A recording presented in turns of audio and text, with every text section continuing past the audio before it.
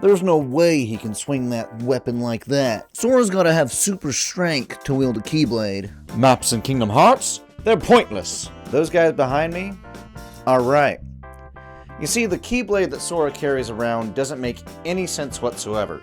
The dimensions and weight of it, to be carried by a 14-year-old boy, is essentially impossible. Not only that, but nobody's really dug into what you would need to actually make a Keyblade that Sora could actually wield. But I figured it out.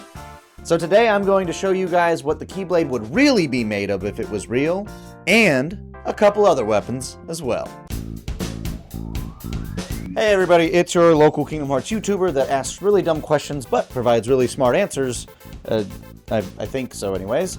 And today we're going to be diving into what a Keyblade really is made out of. Oh, and these other things too. Yes, that's a large body, but we will get into that later. The first thing I want to dive into is something that might be a little bit easier to figure out, and that is Goofy's shield. Unlike the Keyblade, Goofy's shield is made to do one thing, and that is to protect Sora. Or whoever the Keyblade wielder is. He was there protecting Riku for a second, but we don't talk about that betrayal because he comes back, alright? But my point is this. Goofy's shield can protect against anything. When he switches over back to Sora, he protects against Dark Firaga, which is a pretty high tier move in Kingdom Hearts. He blocks attacks from guard armor, bites from Cerberus, large body swings, Organization 13 member attacks. Literally anything that is thrown at him, Goofy can block. So what would it take to actually make that happen? Let's look it up. Not only that, but the shield doesn't dent.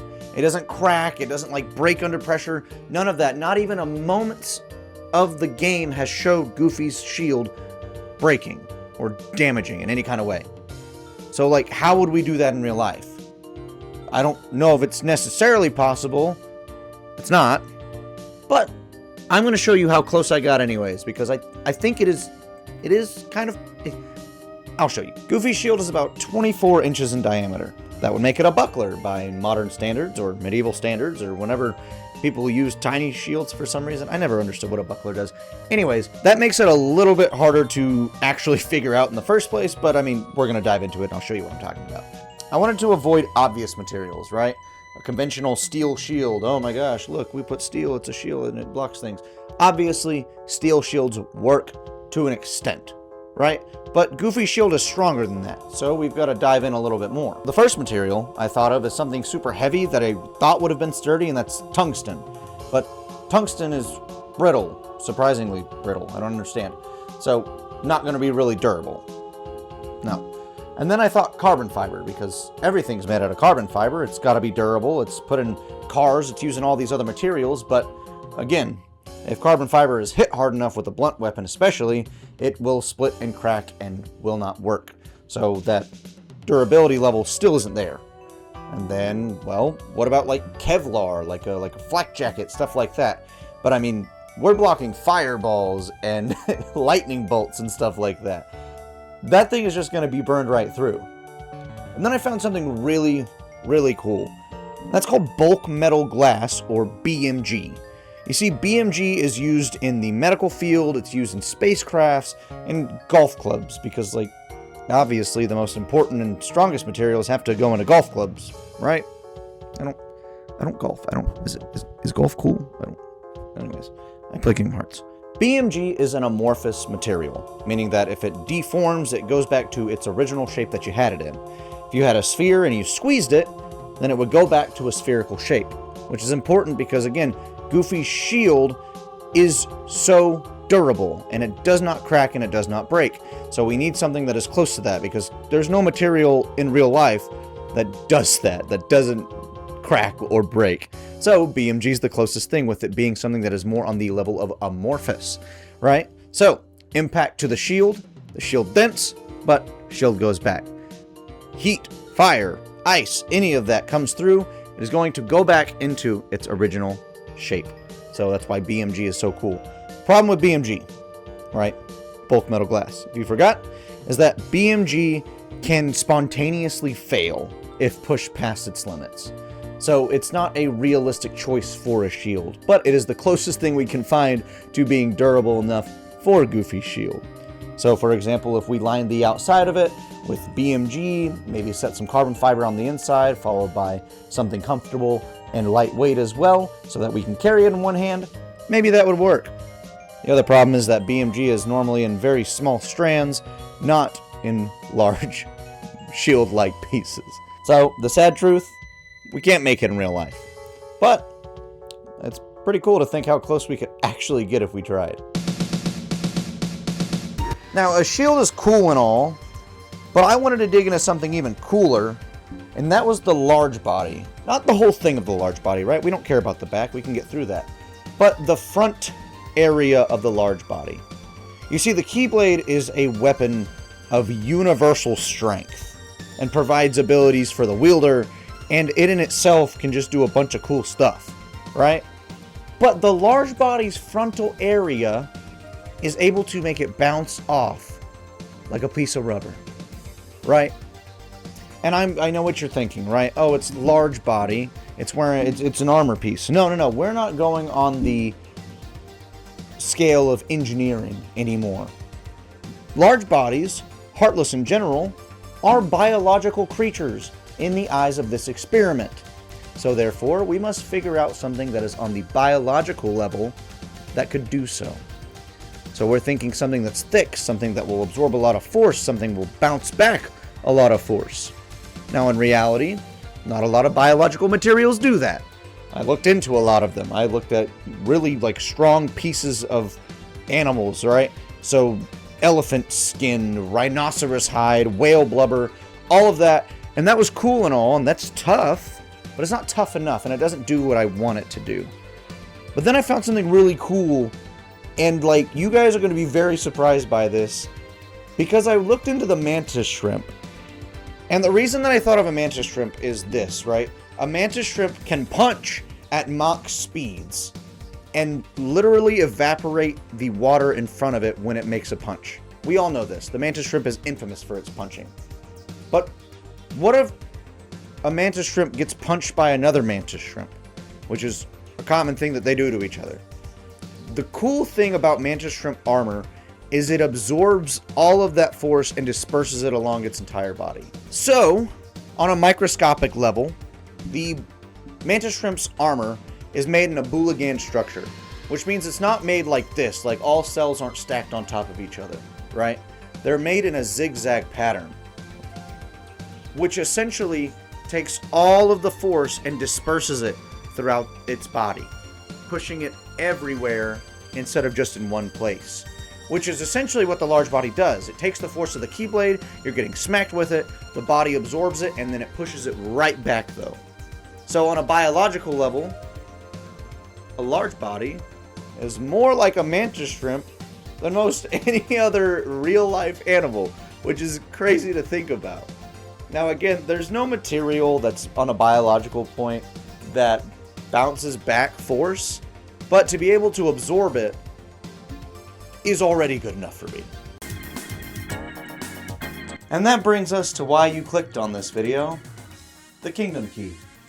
You see, I use the dimensions that you're looking at on screen right now to determine that the weight of the key... Oh, come on. I use the dimensions on screen to determine what the weight of the Keyblade would be based on different materials that, you would think it was made out of. First one is steel, right? Steel is way too heavy because if we turn the Keyblade into steel, it would be 18 pounds. And I'm sorry, but there's no way a 14-year-old boy can swing around an 18-pound weapon as much as Sora does. He runs with it, he spins with it, he does all this cool stuff, and it does not need to weigh the amount of a sledgehammer, okay? Next thing we look at is something maybe a little bit lighter, but still durable, right? Titanium, probably, but no, that wouldn't work. We're at the 10-pound range now. We've taken a lot off, but still, 10 pounds is a lot. We look at aluminum. 4 pounds, right where we need to be, but very flimsy. There's no way that the Keyblade would be made out of aluminum. That would just be sad. The reality of it is this. There's no real material that the Keyblade could be made out of. Now, there are a couple of possibilities, but we're going to get into what metal it would be in a moment. But one of the things I want to address is the elephant in the room. Disney owns Marvel. Disney is Kingdom Hearts. The Keyblade could very well be made of vibranium. That's all. That's all I had. I'm not going to get any more of that. You guys can debate that if you would like to. But I want it to be made something of a fictional ideal and something of within the strength of the heart. Right? Because a Keyblade is made out of the will of the heart, whether it be good or bad. So, I came up with Heart Steel. Very cool. A material with the appearance of metal, with the density of magnesium, the hardness of tungsten, or diamonds even, and the flexibility of titanium alloy. These are the materials you would need to get a somewhat viable Keyblade in real life. And even all of that would be enough to become a real Keyblade. So sadly, it's not possible. But it's pretty cool to see how close we can get here too. Just like Goofy's shield, we're not there, but we almost are. And I do have one more tidbit of information to show you guys. Before we get going, we've got one more thing to look at, and that's the Defender's Shield, right? This is a weapon with the dog head, and it is able to absorb heat and fire, or at least be completely immune to it. So, how do we do that? Well, this is another biological problem, right? It's a dog, or it's a jackal, or it's whatever you want to call it, on the front of a shield, so it's got to be made of something organic. So I come up with the couple of ideas. I wanted to tackle the heat and frost resistance first and foremost. We've talked about like materials that can absorb blows. We're not worried about that. We're focused more on the fact that it can absorb fire and blizzard. That is crazy. The first thing we want to look at is heat. So a campfire, a regular campfire that you cook up in your backyard or out when you're camping, right, is between 600 and 1100 degrees Fahrenheit. For this experiment, we're going to say Sora's fire is around that 600 degree mark, and there's a reason for that. This is my little friend, the scalyfoot snail. The scalyfoot snail lives by hydrothermal vents under the sea, in the water, where it gets to be 600 degrees Fahrenheit plus in that area. And the way that it does this is because it utilizes the iron in its body to essentially turn its skin and shell into iron, or just metal in general, which is a really cool process.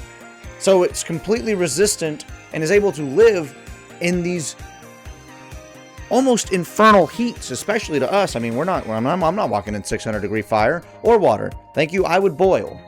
So what we're going to say is that the Defender's Shield has the ability to immediately adapt and use the iron that it absorbs, or the iron that's already in its body, to immediately protect itself from the heat of Sora's fire. Now let's look at the cold. Blizzard doesn't just hit you with an icicle, it quite literally freezes the target. It does so much cold that it hurts you. It's like frostbite immediately. So how do we deal with that, right? And you wouldn't believe it, but the way we deal with it is with a frog. What kind of frog survives the cold? Well, the wood frog does. The wood frog lives in the forest, in the woods. It's a wood frog, as you would probably guess, right? But during the winter, when everything freezes, the wood frog is able to survive it being frozen solid for the winter, or however long it's cold like that. And the way that it does this is super, super cool. What it does is it produces an obscene amount of urea and glucose, which are both cryoprotectants. This means that when it freezes, the frog itself does not accumulate ice, nor does it have its cells shrink like something normally would when it's cold. That means when summer comes around and it thaws back out, the frog is able to live a normal life and essentially have a very, very short recovery time from being frozen solid. Now, we're going to add this to the shield as well, which means in the moment that it is hit by frost, or it sees frost coming its way, blizzard, the Defender's Shield produces an even more obscene amount of urea and glucose to the front of its face, to where it now, instead of absorbing it, completely deflects and ignores the cold that is sent by Blizzard, therefore making the Defender's Shield the most advanced biological creature when it comes to heat and frost to exist ever. So what did we learn? We learned a lot, I hope. The fact that Goofy's shield doesn't break and the fact that we can't make something like that in real life? That's crazy, right? You looked at the large body and you realized that biologically, some things are even more durable than things that we can actually make. The Kingdom Key is a phenomenon in itself because nothing of that material exists. And then the Defender shows you that nature can be absolutely insane when it comes to things like heat and cool. You see, the cool thing about making this video is not always just diving into each of these items or these creatures. It's the fact that I get to sit here and talk about and learn, really, about all this cool scientific stuff that we as humans just can't do. Yet, of course, who knows if one day we build something that is able to withstand huge meteors or hammers in the distant future, whatever it is. Who knows if we're going to find a species that can literally absorb any sort of heat or cold we throw at it. There's a spider on my ceiling. I don't mess with that. I'm gonna keep an eye on that, okay? Anyways, these are things that you could do. You could figure something out like that. It doesn't have to just be in a video game, and I think that's one of the coolest things ever, because we take all of these things that we learn from nature, we take all of these things that we've already learned from engineering, and we create an imagination of something that is impossible, but I know it can be possible. So, when you're thinking about something, I mean, especially in the Kingdom Hearts realm, but if anything at all, let me know. Think of these scientific questions, thinking of these silly questions. Let me know what things you think about, because stuff like this is what this channel is all about. It's just finding stupid stuff that's actually super cool when you dig into it. So, anyways, thank you guys for watching. I appreciate y'all being here. Be prepared for another stupid question next week. Or really next month. I'm trying to be quicker. I don't know. We're figuring it out. All right. Bye.